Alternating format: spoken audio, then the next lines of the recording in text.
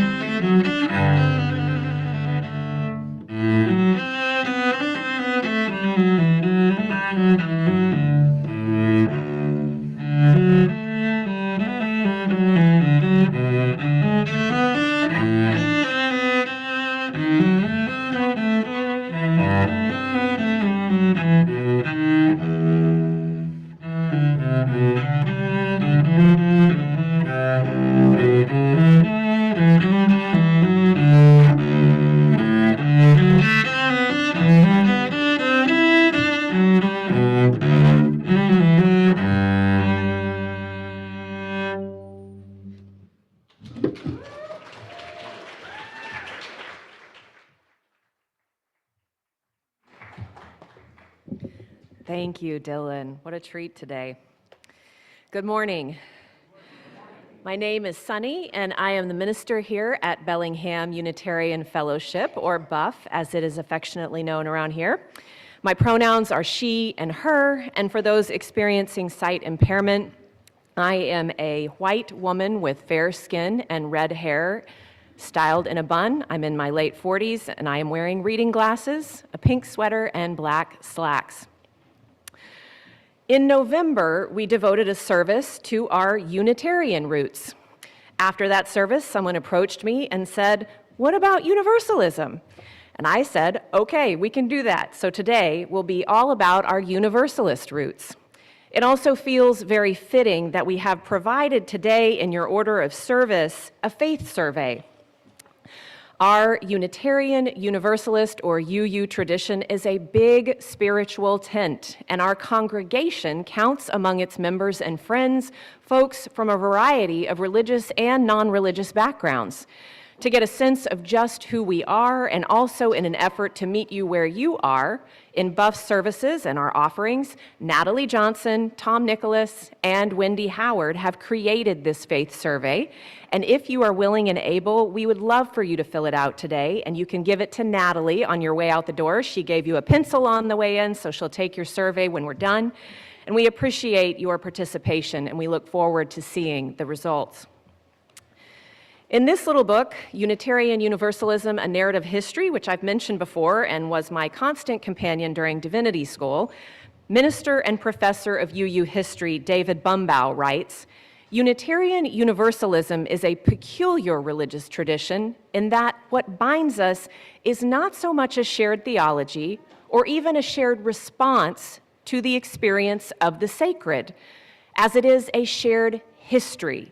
We are one people because of our inchoate understanding of the journey through time which we share. We know that our ancestors in the period out of the Reformation were heroic souls who went from the safety of the Roman Church, who tarried only a while in the confines of more conventional Protestantism, and who dared to carve out a religious response to the times, which reflected their own individual experience. It is this we have in common with them, and it is this sense of historical continuity which makes of us of movement. So, our history is important, especially when the present is so chaotic and challenging. As Carrie lights our chalice, it is good to know and be reminded that we are a part of a much larger movement that spans centuries, that our ancestors have weathered storms, standing up for freedom, justice, and equality. We are not in this alone. We count as our ancestors, many whose past beliefs and actions are relevant, timely, and inspiring in this now moment. We come from good stock, and in that let us rejoice. Let us have their courage, let us keep the faith, and let us carry on. And now I invite you to read with Carrie and I the covenant printed in your order of service. Love is the spirit of this fellowship, and service gives it life. Celebrating our diversity and joined by a quest for truth, we work for peace and honor all creation. That is our covenant. And Liz will now lead us in our time for all ages. Good morning. I'm Liz Epperson. I'm the Religious Education Director here at Bellingham Unitarian Fellowship. And some of you all know what it means now that I'm here. I'd like to invite all the kids to come up and sit here on our rug. I have a story to tell you about a Universalist, and the adults can see a picture of this person in your order of service. I'm going to pass these around to you. You want to take one and pass it on?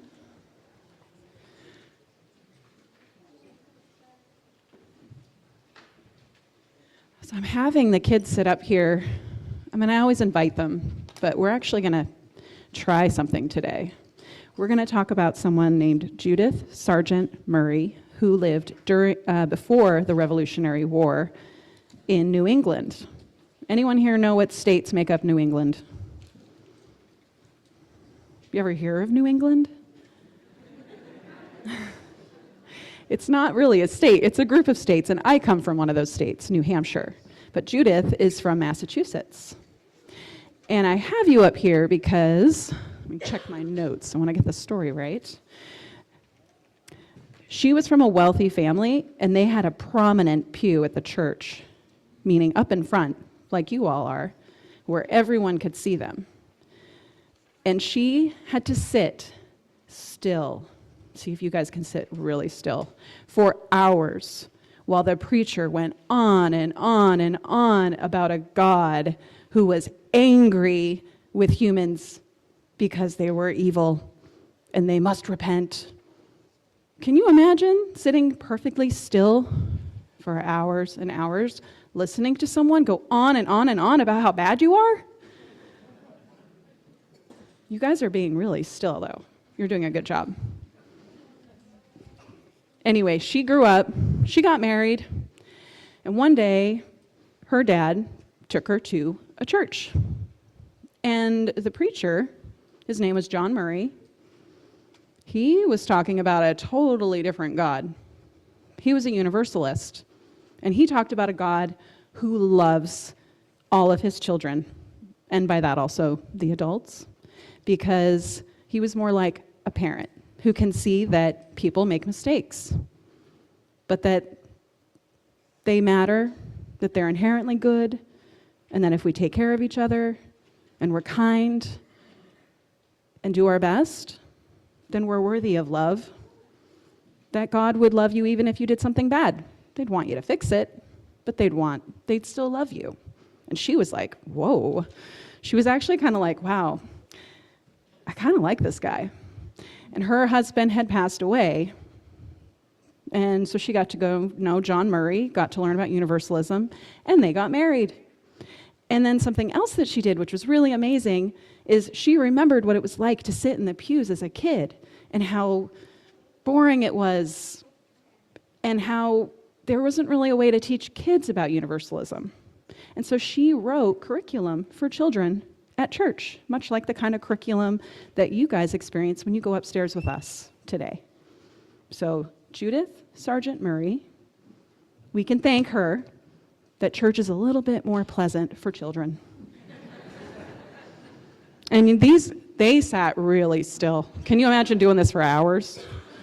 You guys did great. You don't have to sit still because we're going to go upstairs and do some painting. And the middle schoolers, before we go, a little announcement. Middle schoolers are invited to stay because they're going to meet upstairs after the service with Sunny and talk about Universalism, the service, our church, and the rest of us can come upstairs. And if there's any families here who haven't registered but you're here and you're interested, just come up with an adult and you can check us out and see if your kids want to hang out with us. So thank you. Let's sing them upstairs.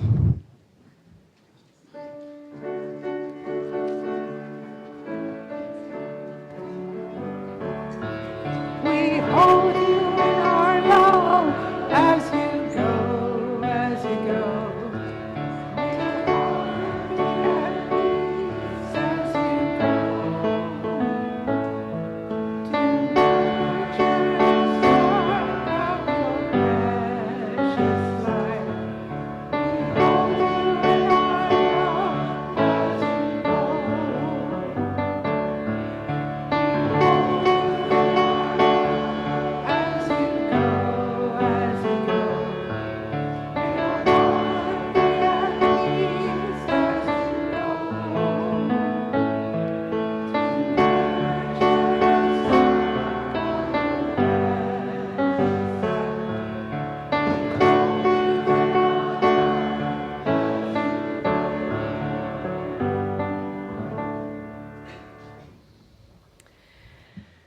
There is much in this moment to lament, and there is so much sorrow in our current world. And yet, there are still joys as well. This morning, we will take a few minutes to acknowledge these joys and sorrows through a shared ritual. As Dylan plays his cello, we invite you to come forward as you feel led to light a candle representing a joy, or to drop a stone in the water, representing a sorrow. And if you don't feel called to light a candle or drop a stone, we invite you to sit in whatever contemplative or meditative way feels most comfortable for you.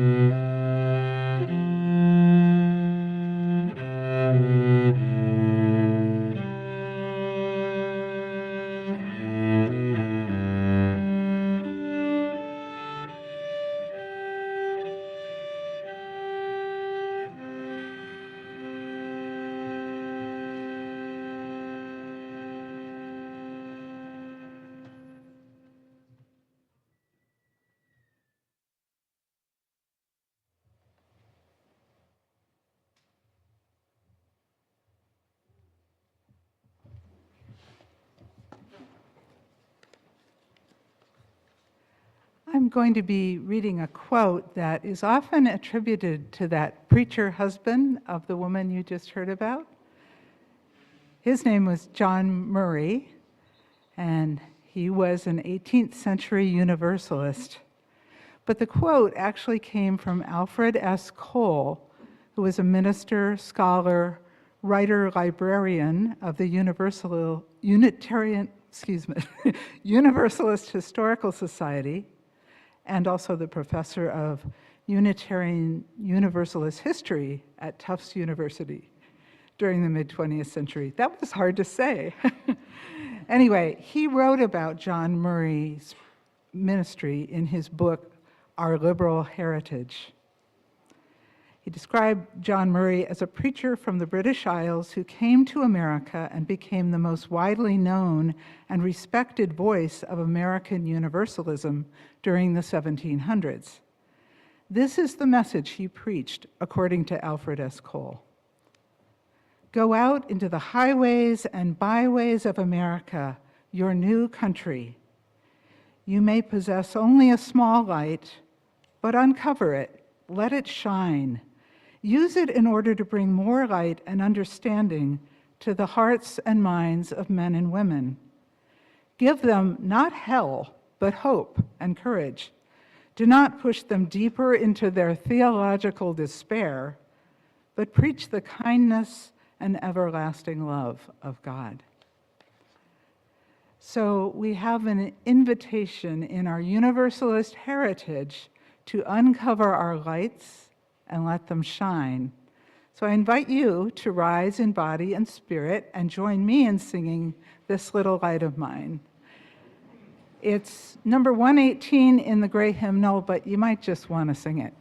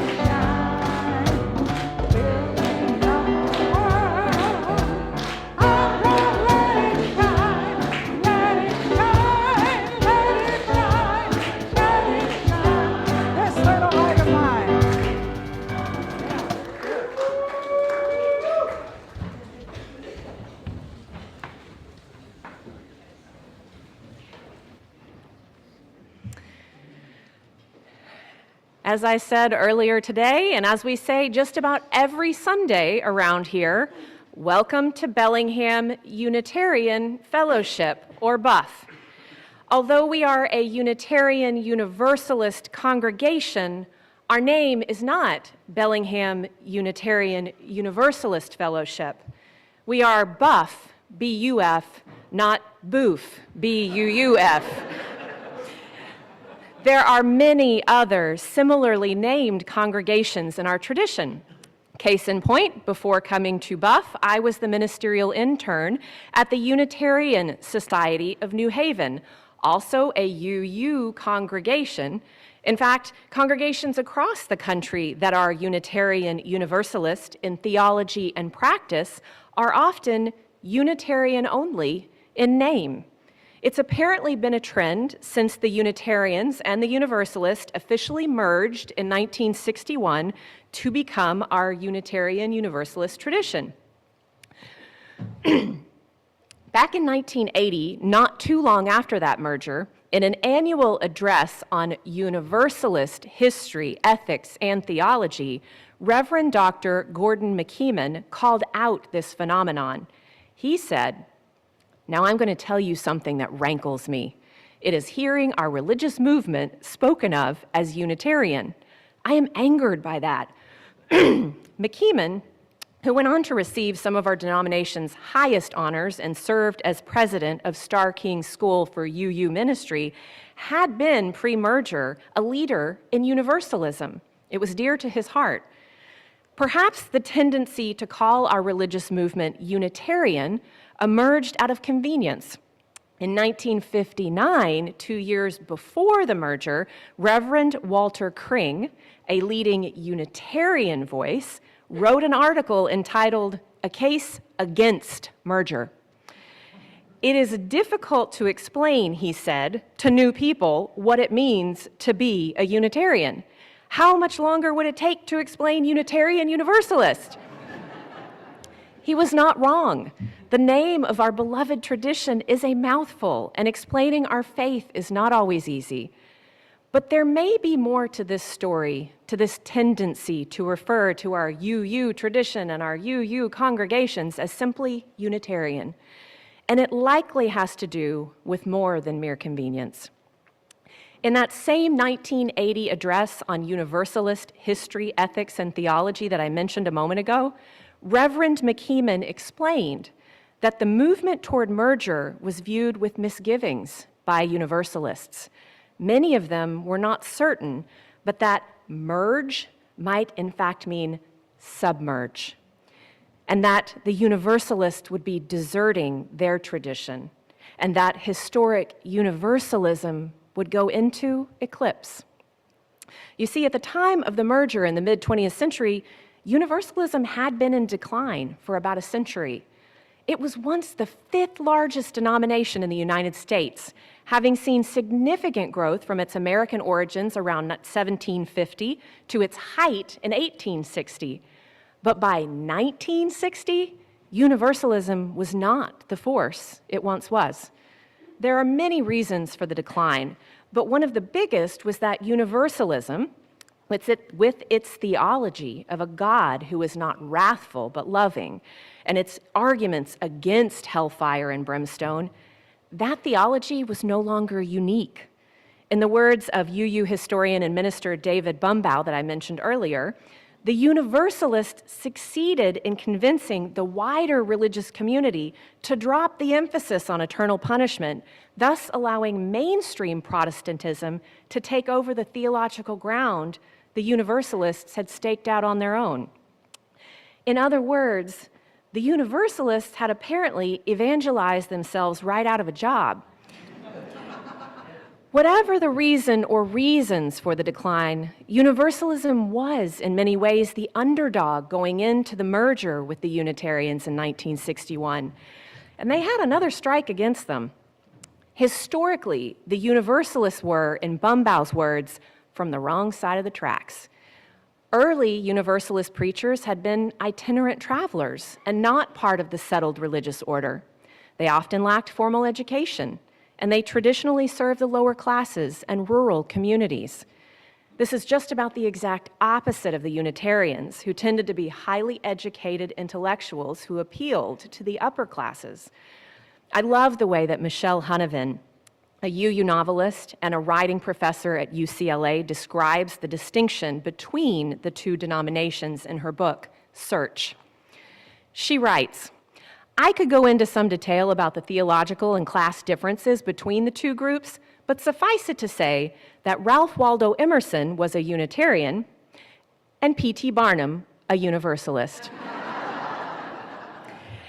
Really, though, Universalism's underdog status can arguably be traced all the way back to the early Christ movement, when formalized Christianity was just becoming a thing. There were a few early church fathers like Clement and Origen who espoused Universalist views. In what has been called the, quote, doctrine of the salvation of the devil, Origen of Alexandria believed that in the fullness of time, all of creation, even the devil would ultimately be restored to harmony with God. But as far as creating a zealous religious movement, it is difficult to control followers who have no fear of eternal punishment and are assured of eternal restoration. So what began as a pluralistic and diverse, loosey-goosey early Christ movement, one with room, for example, for Origen's Universalist beliefs, the very expressions of that movement would soon be submerged under the monolith that became Orthodox Christianity. A Christianity less about ethical practice and more about right belief. A religion less about love and more a religion of empire, creed, and control. Not surprisingly, a local church council declared Universalism heretical in 544 CE. And with that, Universalism, not as a formal faith tradition yet, but a school of belief, became an underdog. It would remain so until becoming an institutionalized denomination right here in the United States in the mid-1700s. In those in-between years, the years between the 6th century when it was declared heretical and then the 18th century when it was on its way to becoming the 5th largest denomination in the country, Universalism was a gentle but tenacious underdog. As Bumbaugh describes it, when the ancient world gave way to the medieval, Universalism's conviction never disappeared completely from the thinking of Christianity. Whenever Christianity gave rise to a mystic vision of God, Universalism was rediscovered. And so it was that Universalist beliefs kept stubbornly popping up until Universalism, as a distinct denomination, would emerge in New England in the late 18th century. This is a very different origin story than that of the Unitarians, who could trace their heritage back to Europe in the 1500s, even to a king in Transylvania. Not so for the Universalists, ever the underdog, and a mutt of an underdog at that. Because Universalism in North America sprang up from a couple different places and peoples. Lesser known were the German Brethren in Pennsylvania in the early 1700s, who would come to be known as the Pennsylvania Dutch. Rejecting involvement with the larger world, they were radical in their theology, which included Universalist beliefs that all creation would ultimately be restored and united with God. More well known than any other pioneer in Universalism, however, is John Murray, who we've mentioned before in this service. He's often called the father of Universalism, but even he was an underdog of sorts. Born in England in 1741, he went into Methodist ministry originally as an adult. After encountering the Universalism of Welshman James Relly, however, John Murray became a Universalist, and he was then promptly voted out of his Methodist congregation. That unfortunate professional event was followed by several personal tragedies. He lost a child and then his wife to illness. And this is not the woman Liz mentioned earlier. The woman Liz told us about, Judith Sargent Murray, was his second wife. He also ended up in debtor's prison over medical bills that accumulated while his first wife was sick. His eyesight began to fail, and he even contemplated ending his life. When nothing and no one was left in this world for him, he set out from England for America, in his own words, to bury himself in the New World. He had no intentions of ever preaching again. But that was not to be Murray's fate. In 1770, his ship bound for New York stalled just off the coast of New Jersey, and Murray was sent ashore for provisions. There he encountered a man who serendipitously insisted that Murray come preach in his meeting house. Murray apparently reluctantly agreed to come back on Sunday if his ship remained stuck. The ship didn't move, and on Sunday, September 30th, 1770, John Murray preached for the first time in North America. It would not be the last. He would go on to preach to large crowds across the Northeast, from Maryland, Delaware, and Philadelphia, Pennsylvania, to New York, Connecticut, Rhode Island, and Boston. His fame and the opposition to his Universalist message grew in tandem. He even had rocks thrown at him in the pulpit. As the story goes, he once picked up a rock that had been thrown and said, This argument is solid and weighty, but it is neither reasonable nor convincing. Not all the stones in Boston shall shut my mouth. He later became a chaplain in the Revolutionary Army, appointed by none other than George Washington himself. He would enjoy a 20-year ministry in Gloucester, Massachusetts, during which time he met and married Judith Sargent Murray, who we've talked about today. And he became the minister of Boston's first Universalist society. Many see Murray's sermon on September 30th, 1770, as the beginning of Universalism in America. From humble beginnings, the movement went on to do great things. Their theology was revolutionary for the times, turning Calvinism's vision of depraved humanity and a wrathful God on its head. Also revolutionary was the social agenda demanded by that loving theology. Universalists were early proponents of prison reform and the end of capital punishment. They had opposed slavery since the 1700s. They were the first denominational body to officially sanction the ordination of a woman, Olympia Brown. And they established many non-sectarian educational institutions, including Tufts University. Pretty impressive for an underdog. Historian Whitney Cross, who's not a UU, by the way, has even suggested that the impact of Universalists on reform movements and upon the growth of modern religious attitudes might prove to be greater than that of either the Unitarians or the freethinkers. So, Universalism may have been declared heretical in the earliest centuries of Christianity, and Universalist thought may have been eclipsed by Christian orthodoxy until it became an institutionalized movement here in the US in the 1800s. And after years of decline, it may have been the underdog going into the 1961 merger with the Unitarians. But Universalism stubbornly persisted through a committed, often scrappy group who insisted for centuries that the Godhead was good, that love would win, and that all would ultimately be included and made whole. That is one of our two root traditions, and it makes me proud to be an inheritor of that legacy. But what does that mean for our faith today?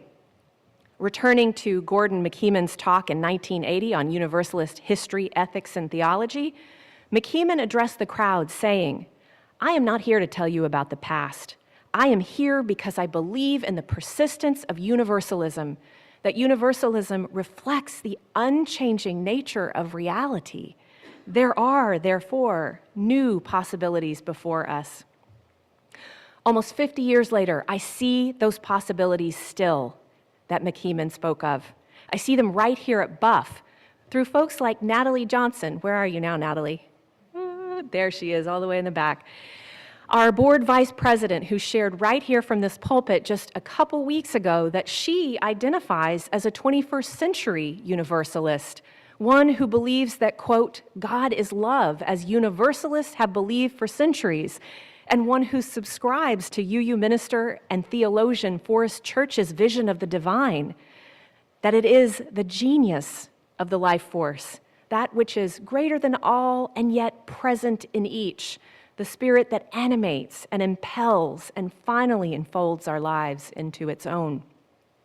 And I see the possibilities in our greater Unitarian Universalist Association, which, as we have explored in recent weeks during Sunday services, placed love at the center of our tradition in 2024. In 1958, in an article entitled "The Uniqueness of Universalism," an article that actually argued against the merger from the Universalist side, Reverend Albert Perry wrote that we Universalists believe in love, cosmic love as the creative force, and human divine love as the law of life. In this current moment, as we watch events in this country and our world unfold, we who share values like justice, equity, transformation, pluralism, interdependence, and generosity, sound familiar?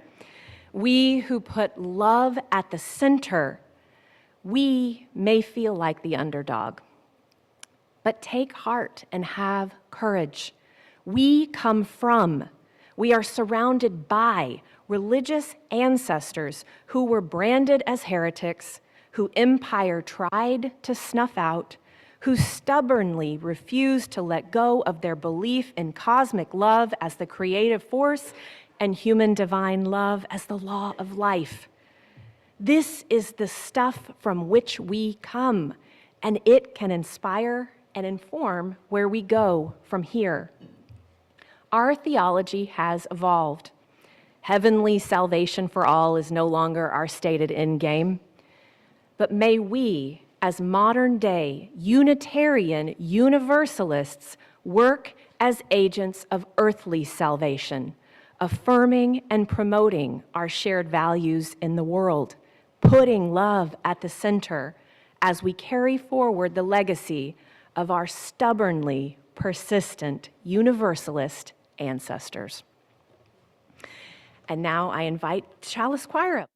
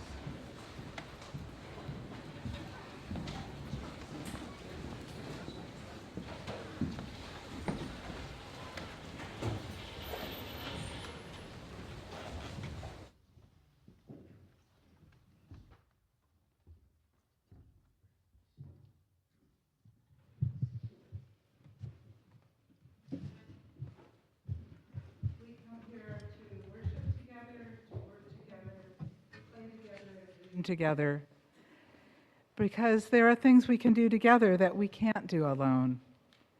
I invite the ushers to come forward to receive the morning offering.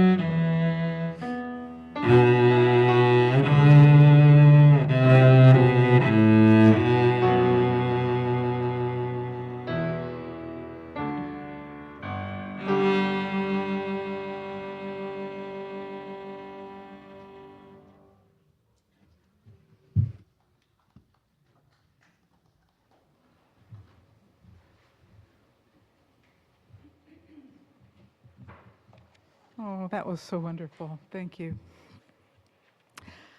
Thank you all so much for all the ways you give to this fellowship. There are so many. Now, please rise in body and spirit and join me in singing hymn number 131 in the gray hymnal, Love Will Guide Us.